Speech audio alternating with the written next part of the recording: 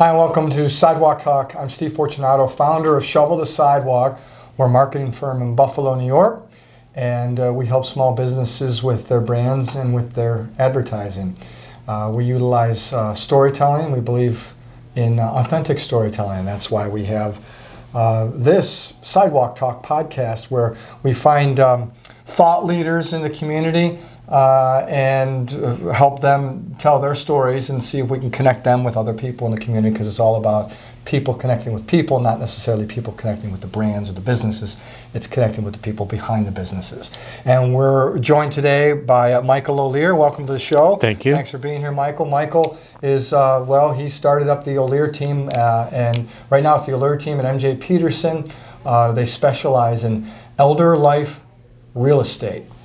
I do a lot of things, but that's one of the specialties. Michael's been, how long have you been in real estate? It's 32 years now. 32 years. So tell us, before we get into the Olear Team specifically, tell me about your background. Why real estate? You obviously love it. You made a career out of it. How did you get started? I started in real estate. My first career was social work, and you know, it goes to just enjoying like helping people and being useful. I got to a point in one of the jobs that I was in that I wasn't loving it at all, you know, and just started looking around. And remember one day on Elmwood Avenue, I wandered into a real estate office there and talked to the broker for probably almost an hour, and like fell in love with the idea. And I got licensed. I sold 3 houses my first month, and then I quit my job, and then I didn't sell anything for like 6 months. We almost starved. But yeah, it's been great. I love it. You know, it really puts us in a place where we can, you know, really get involved with a family. I mean, the hardest thing for really myself and everybody on our team is we really, really get to know people, because you're talking to them a lot, almost every day. And then all of a sudden, there's no reason to get together anymore. There's like, seriously, it's almost like there's almost this void. And we get cards every once in a while from people, you know, that they miss us. You haven't called. Why haven't you called me?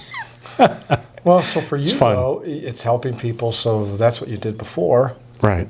Same kind of feeling. Easy transition. I mean, the best real estate people, I mean, if you look around the Western New York market, a lot of the really heavy hitters in Western New York started out as teachers, social workers, you know, in a profession where they're explaining concepts to people on a regular basis.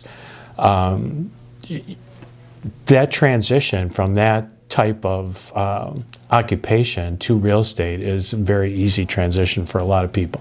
So for you, great point. So for you, you didn't plan on going into real estate. You found real estate. So what you're saying, maybe somebody out there that is, whatever, you mentioned a teacher or some kind of educator that maybe is looking for something different, you suggest they look into real estate? It's amazing how quickly someone can make a transition. We had someone join our team this year, Mimi Pisciullo, and she's probably worked for maybe 20 years as an administrator of senior communities. And I think she's got 14 deals already in like about 6 months. You know, knows how to talk to people, contacts in an industry. For someone that's maybe been in the same field for a while, that already knows a lot of people in the community, real estate, without a doubt, it's a contact sport. I mean, as many people as you can, that you know, that you can stay in touch with, that, you know, see you as being a credible person, you know, you just need to get in front of them and demonstrate that you have the knowledge as well, and that's how you win a client. So for the young person or somebody that has a child that's in their 20, 21, 22, so you're thinking maybe it's more of an advantage, someone who has life and professional experience, maybe that's for any business, has a head start on someone that just because they know more people. It can be, but then on, you know, the flip side of that is someone who has good natural people skills. Another example, someone else on our team, James Conley, started out, actually was at another brokerage for a little while. I think he sold maybe 2 or 3 houses in his first 7 months, and decided to switch over here. And I think he's on his second full year, and I think he's going to close maybe $8 million in real estate this year, which in Western New York is really substantial. So here's a young guy who's has a reasonable sphere of influence in the community, just because he grew up here, but had knowledge base. And one of the things about him, it's the first person I've had that has actually come into the business that has done everything I told him to do. And it's just been, the results are really amazing for him. So it's quite possible either way. It's just more, you need to have a work ethic, and you have to be able to fight through some adversity, which does happen. It continues to happen over the years, but you definitely, there's a little bit of hard knocks in the first year as you're kind of cutting your teeth and you're learning what to do, what not to do. One of the biggest things that a new person in real estate, whether they're, an experienced older person, middle-aged or what have you, or a brand younger person, is knowing who to spend time with. Because you can waste so much time with people that maybe their motivation level just isn't sufficient to they don't really want to do anything, maybe, or they're not really certain they want to do anything, as opposed to spending time with people that are, committed to the process, that have a need and have the wherewithal, to make something happen. So obviously elder life is something that you guys do very well, and it's great, but that's not the only thing you do. You do other things. That's right. We have some agents on our team that just specialize in first-time buyers too. Lou Taravella, Serena Fire, Carrie Horn. They're terrific, and they've got many, many years of experience, and they're great at, breaking it down for somebody who's, worried, nervous, scared, calls, 3 times a day because they're concerned about, interest rates, what are my closing costs, all these different questions that you have when you're a first-time buyer. It's a very daunting thing, and they are great. They take the time to talk to people, make sure they understand everything, and walk through all the details. So yes, we do a lot of work with older adults. It's a big percentage of what we do, but we do cover the gamut of residential real estate, Erie and Niagara County. So it's the formula seems the same as far as customer service. It is very much the same. It's exactly the same. It's spending time with people. Make sure you outline the different steps of the process, and then go through the details of most people. What they want to know is when and how much is it going to cost me. That's really what most people want to know. They don't want any surprises. They want facts. They want them up front. And it's really our fiduciary duty to try to, help them as much as possible to, get a house for the best price possible. So, and that's what our folks focus on. So one of the things you do in the elder life is understanding that it's a difficult thing for them to do, and it's emotional, which is where the slogan comes from. But can you talk about that it's not just, I feel like we've connected on that. That's the right connections. They're still able to keep their memories. It's not just memories. It's not any memories. It's your memories. It's your home. What seems different to me is that you guys really comprehend that. That's what came to us. Right. Because it's what you told us. Sure. Is that you're very empathetic. That's the word, right? You Right. have empathy for what they're going through. It's not just like, I'm going to go sell your house. Just Right. relax. Right. Just shut up and sign. Yeah. I right? know. Yeah, that approach, there's people out there that take that approach, but for us it's sell the house but keep your home.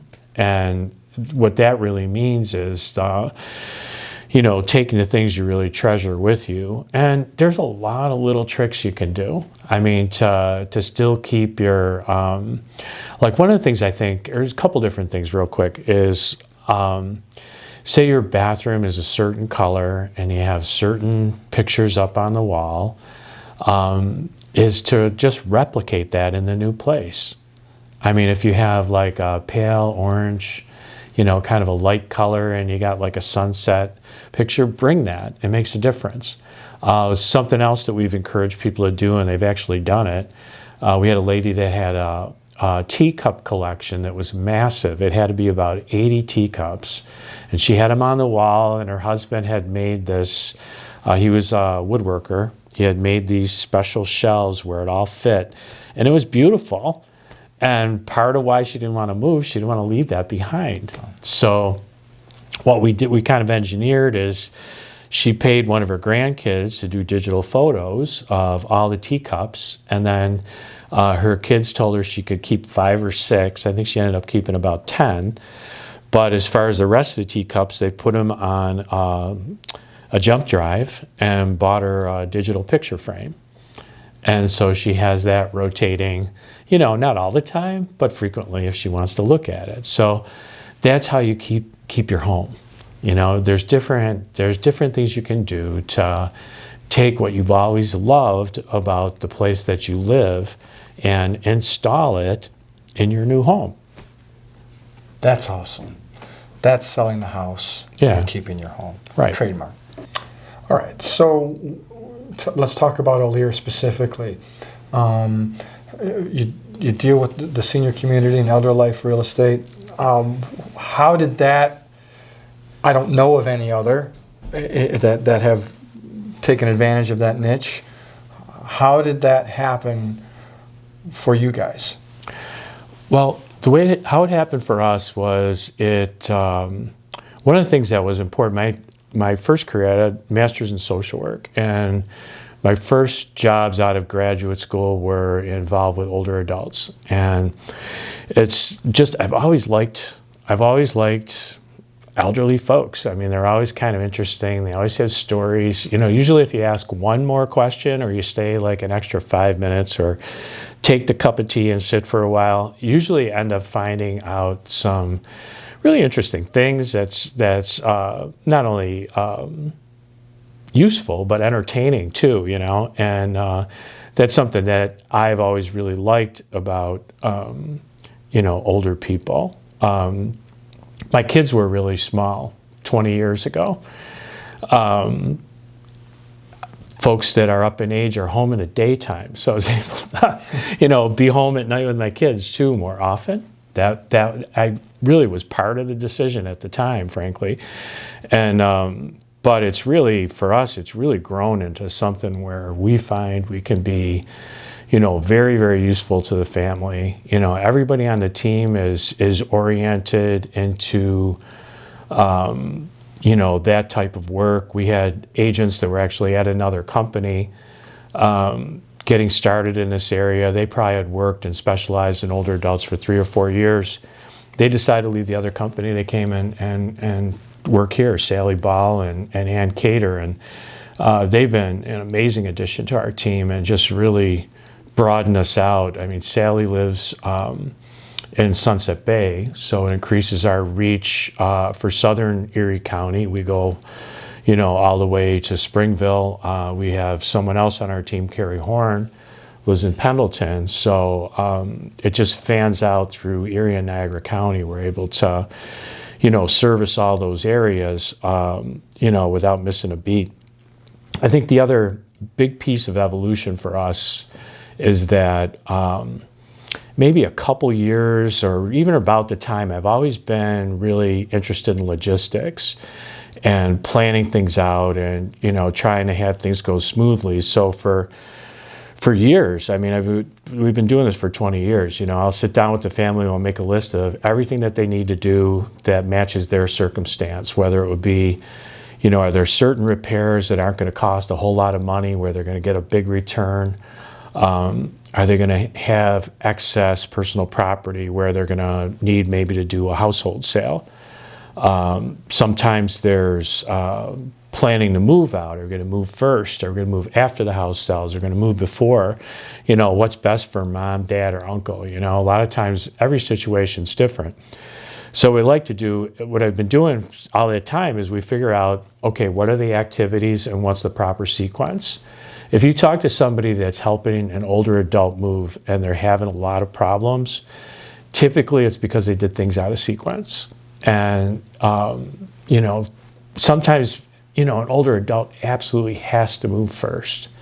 They have to move first. What do you mean by first?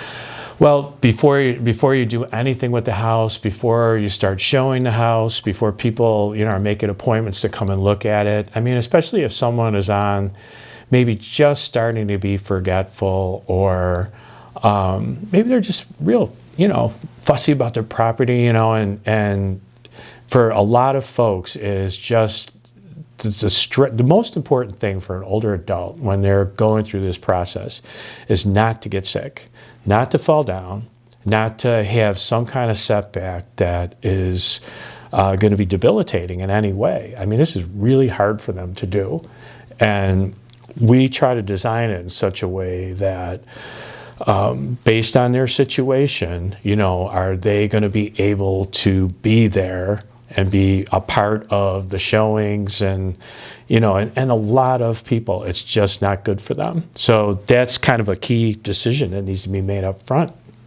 For folks that are maybe, you know, just leaving a house and going to a condo or independent living, you know, and they're out in and out all day and, you know, doing, you know, no matter what age they are, it doesn't matter. I mean, for some folks, it doesn't matter. It's a non-issue. But for a lot of folks we deal with, it's an issue.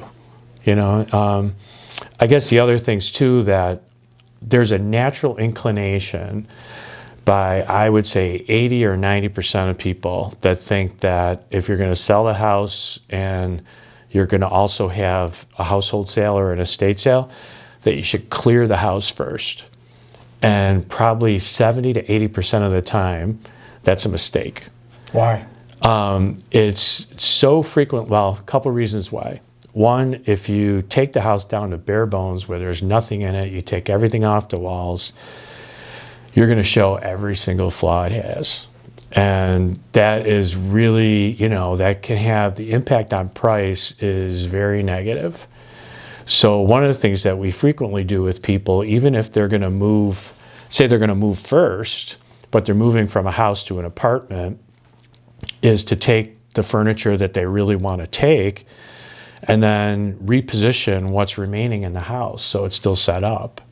And then because people can imagine themselves living there better? It's, I think it's on a primal level. I mean, if somebody walks in a house, there's nothing there, I think it's on a primal level that they're thinking, I'm going to get a deal. Oh. You know, so it's the buyer's reaction. Yeah. I think you have that.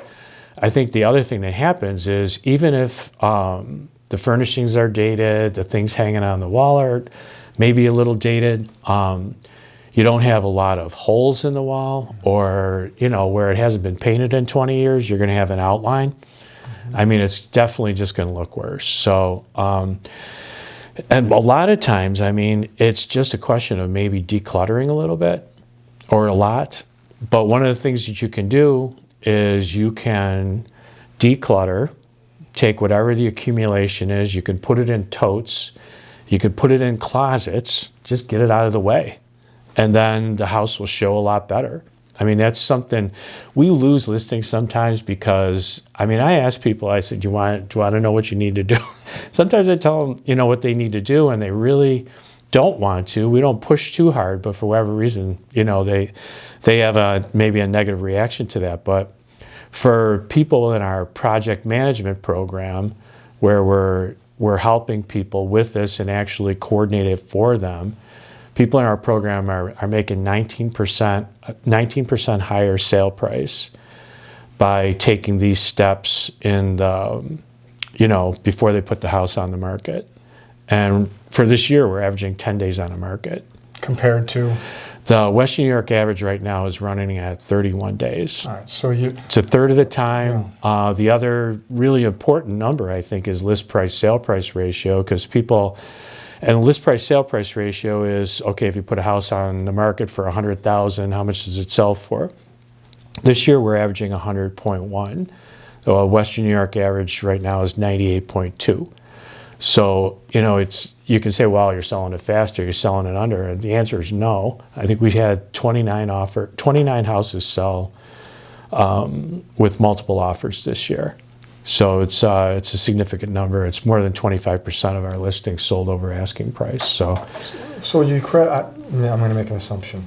I'm crediting it to the type of people that you have on the team, and the processes that you kind of have in place that just helps get the job done for the family. Because we call it, in this situation, it's for families in the senior market, right? Because it's not just husband, wife, or just husband or just wife. It usually involves the kids too, right? Right, absolutely. And I think one of the things that's made a difference for us, and Laura Nightingale and myself, we've been working together for, it's 18 years now. I can't believe, I met her in Manhattan Bagel, and she was just kind of a sassy kid, but she was just very personable. And I kept telling her she'd be good in real estate. And she ended up, we've been working together for a really long time now. And her and I really struggled in the beginning, but the team has really grown now. And what we actually have is, we have a division of labor on what we do. We have a transaction coordinator. We have a marketing person. Donna's our project manager for the families. And then there's 8 agents. So, and everybody is geographically positioned in such a way that, we have specific tasks that we do. I'm always the first one out. I meet with the family. We get things worked out, how things are going to go. Quite frequently, we bring in one of the other agents for open houses to show the house to buyers. Ann jumps in as soon as it's sold, and she becomes their best friend until the deal closes. So it's, it's great. I mean, we really have, I'm really proud of all of them and how we work together. We meet during the week. One of the things I think is kind of unusual about our team, one of the hardest thing to do is to get independent contractors to come to a meeting.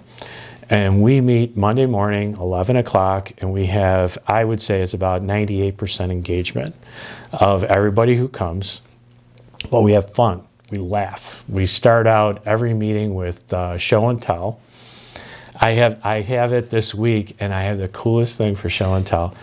It's my grandparents' contract of sale from 1936 when they bought their house at 52 Zenner Street in Buffalo, New York. For how much? I think they paid, I can't remember exactly. It's right around 6,000 maybe. Yeah, that's pretty cool. Yeah, that's something like cool. That. So but still, anybody can sell. Well, not anybody. Realtors, they sell houses all the time, and there's different markets that they sell to. This sale, when it's to a senior, it's different though. There's a lot.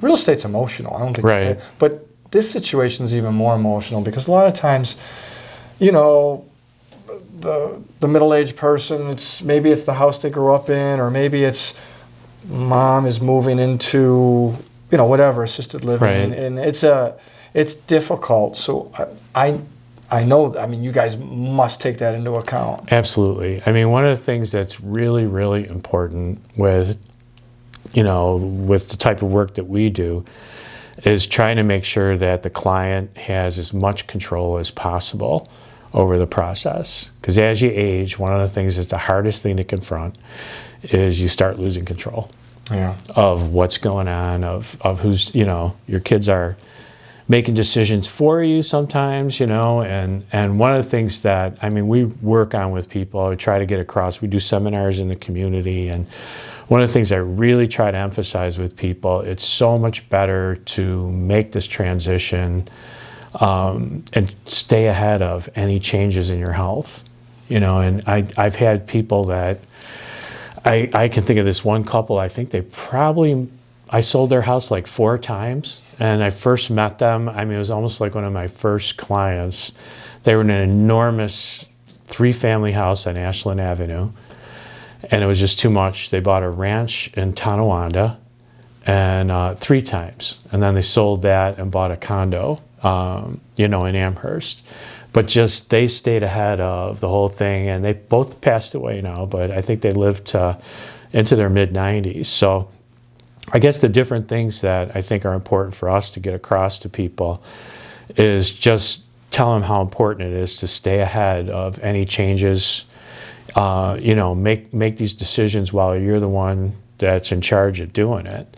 But then the other part too is, listening to stories about things you did in the house with your loved ones, and quite frequently I'm working with, just because women live longer, quite frequently I'm working with, an elderly lady who's a widow.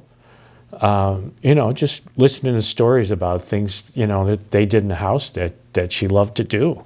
And I always usually do that most of the time when we're creating our pitch, our marketing for the house is like talking to the client about what did you really enjoy about being in this house? And it's really where you get like some of the stuff that's just dynamite to put in your ads. And it's they help you sell the house that way. So I guess if anything for older folks is it definitely requires an extra measure of compassion a lot of times. But then again, there's other people that are like, just get it done. Yeah.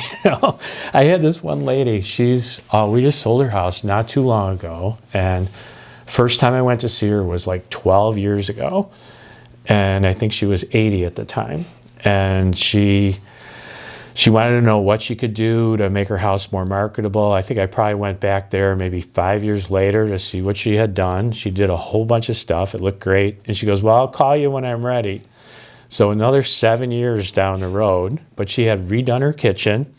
She had redone the bathroom. She had the carpets taken out, the floors refinished. The house looked amazing. We had like a war for that house. It was in Williamsville.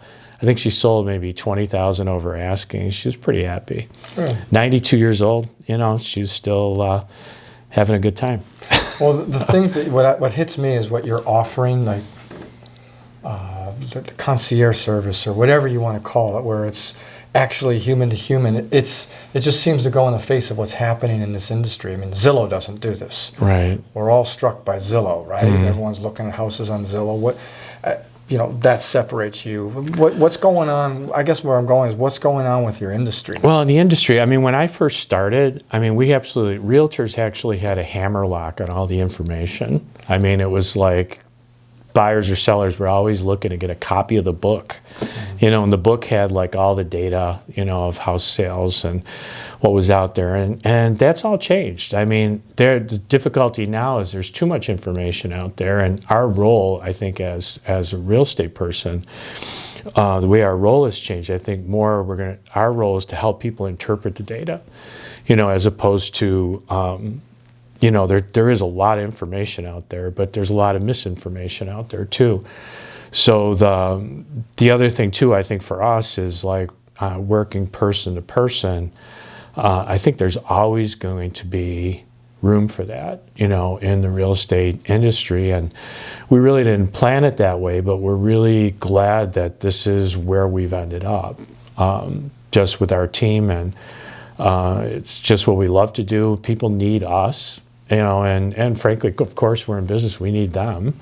And not only that, we need them to be satisfied with their outcomes. Not only satisfied, but we want them to be thrilled.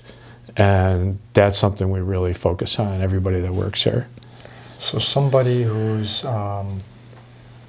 maybe their parent is widowed and it's time, it's time to sell that house. What should they do? They contact you? They can contact us. A lot of times, the place where we can really, really be helpful is in the case where there's a lot of elderly folks here where their kids are living in another city, and maybe, I have one tomorrow. I was supposed to meet with her last week, but then her son's coming, which is great. So we're going to meet Saturday afternoon. He's coming in from Detroit, and so we'll be able to go over everything with them. And people just can't physically be here, but we can be here to kind of hold mom's hand through the process. One of the nice things about the digital age, like with our project management program, if people hire us to do that, We've had our record so far. One time we had 6 siblings who all wanted to be involved, who all needed to sign every document, in order to transfer title. We can send them photos at each stage as it's getting ready, maybe doing some repairs, getting ready for a household sale. We have electronic signature, so that really expedites the process. I've got a conference call tomorrow morning, actually, with 4 sisters. They're selling a house in the city of Buffalo, and that's the only way, we're going to be able to get everybody together. So technology has its pluses and minuses. I mean, we're really tuned in to all the things that are going to help us be more efficient, but also, improve the client experience. Michael Olear, the Olear Team at MJ Peterson, they have a highly in-depth website. A lot of information, a lot of real good information. Olear.com, pretty simple, O-L-E-A-R. You can check it out anytime. They do a lot of, they sell a lot of homes. They are specializing, and they have a lot of knowledge in the elder real estate market. So if your parents are, it's time to sell the house, or if you are, you're going to be, these guys, they have the process down to help you. It's really interesting to watch it, and they'll help you sell that house, but they understand that it's not easy. And I think that's what sets them apart from a lot of different, maybe different companies. That's not their expertise. Here, they've been through it, they understand it, and they understand that it's not easy to do.